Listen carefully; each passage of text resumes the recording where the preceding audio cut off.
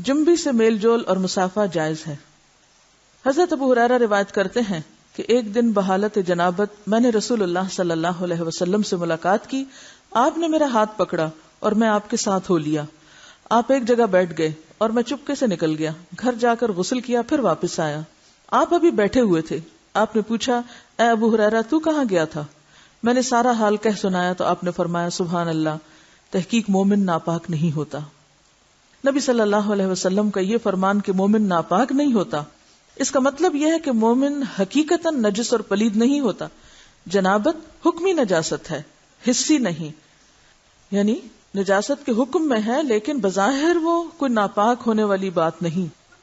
یعنی شریعت نے مصلحت کی بنا پر ایک حالت میں حکماً اس پر غسل واجب کیا ہے, بس جنبی کے ساتھ ملنا جلنا, اٹھنا بیٹھنا, اختلاط, ارتباط, کھانا پینا سب جائز ہے. یہاں یہ بات یاد رہے کہ بعض اوقات ایسا بھی ہوتا ہے کہ انسان حالت جنابت میں ہوتا ہے, تو ہمارے ہاتھ اس میں اتنے زیادہ بچیوں کو ڈرایا جاتا ہے کہ ایک قدم بھی اٹھایا تو معلوم نہیں کیا قیامت آ جائے گی اور تم کمرے سے نکل ہی نہیں سکتے جب تک کہ پاک نہ ہو. تو بعض اوقات حالات کا تقاضا ایسا ہوتا ہے کہ جس میں انسان کو کچھ ضروری کام نپٹانے پڑتے ہیں. بعض اوقات جیسے بچوں کو اسکول چھوڑنا ہے یا ان کو ناشتہ بنا کے دینا ہے یا کچھ, تو پھر دو ایکسٹریم پہ لوگ چلے جاتے ہیں. یا تو پرواہ نہیں کرتے پاک ناپاک ہونے کی, یا یہ ہے کہ وہ اس چیز کو اتنا ایشو بنا لیتے ہیں کہ باقی سارے کام ان کے متاثر ہو کے رہ جاتے ہیں. تو اس چیز کو اپنی حدود میں رکھ کے لائٹلی لینا چاہیے. جو فریضہ ادا کرنا وہ کر لے اور باقی چیزیں جو ہیں ان کو ایشو نہ بنایا جائے. یعنی اگر کسی وقت مجبوراً تھوڑی دیر کے لیے گھر سے بھی نکلنا پڑ جائے, جیسے حضرت ابو ہریرہ باہر نکلے ہوئے تھے, تو اس میں بھی حرج نہیں ہے. اس کا یہ مطلب نہیں کہ آپ ٹال مٹول کر کے تو دن بھر کی نمازیں گنوائیں.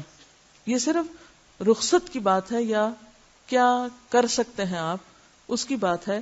اس کا یہ مطلب نہیں کہ یہ ایک عادت یا ایک روٹین بنا لی جائے ناپاک رہنے کی. بعض لوگ کچھ کھاتے نہیں پیتے نہیں کہ ہم ناپاک ہیں. کھانا پینا بات چیت لین دین, یعنی اگر کسی کا ہاتھ دوسرے پاک بندے سے چھو گیا تو وہ کوئی ناپاک نہیں ہو جائے گا. یا کسی کپڑے کو ہاتھ لگ گیا یا کسی چیز کو یا کسی کھانے کو, تو وہ کھانا ناپاک نہیں ہوگا کیونکہ یہ حسی نجاست نہیں ہے. آپ کے ہاتھ میں کوئی گندگی نہیں ہے.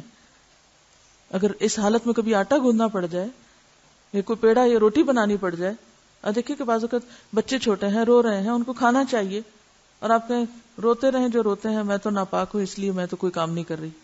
تو یہ ایک دوسری ایکسٹریم ہوگی, ایسا کرنا درست نہیں. اگر ضرورت کے تحت تھوڑی دیر, گھنٹہ 2 گھنٹہ کسی وجہ سے ڈیلے کرنا پڑے, بعض اوقات ایسا تو پانی نہیں ہوتا, تو ایسی صورت میں کیا کریں گے؟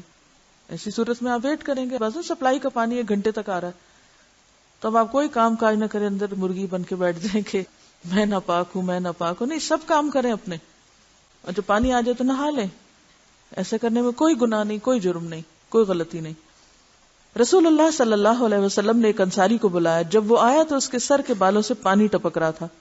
آپ نے پوچھا, شاید تم جلدی میں نہائے ہو؟ اس نے کہا, ہاں اے اللہ کے رسول. آپ نے فرمایا, حالت جنابت میں اگر کسی سے فوری ملنا ہو اور نہانے میں دیر لگے تو وضو کرنا ہی کافی.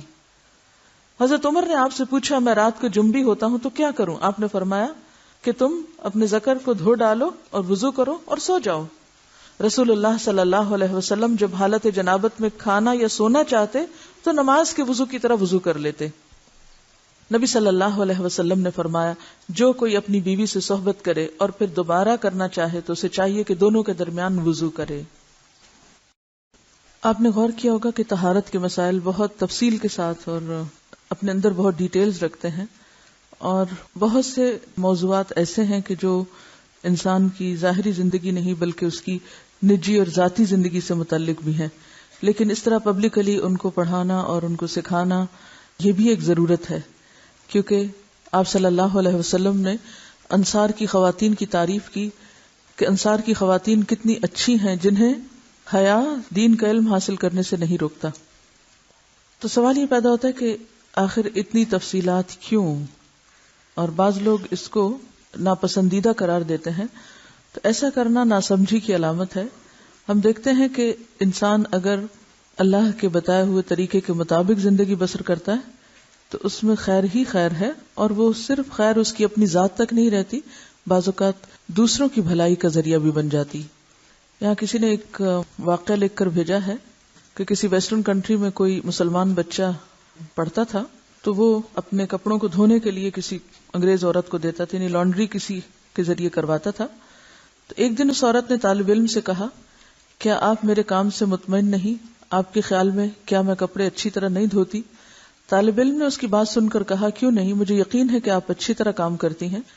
یہ سن کر وہ بولی پھر آپ خود ہی اپنے کپڑے کیوں دھو کر مجھے دیتے ہیں، یعنی کپڑوں کے داغ وغیرہ کیوں دھو کر مجھے دیتے ہیں؟